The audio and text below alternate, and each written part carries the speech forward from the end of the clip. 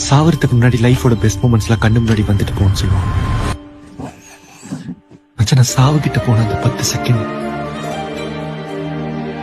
குரலோட முகம் தான் என் கண்ணு முன்னாடி வந்துட்டு போச்சு.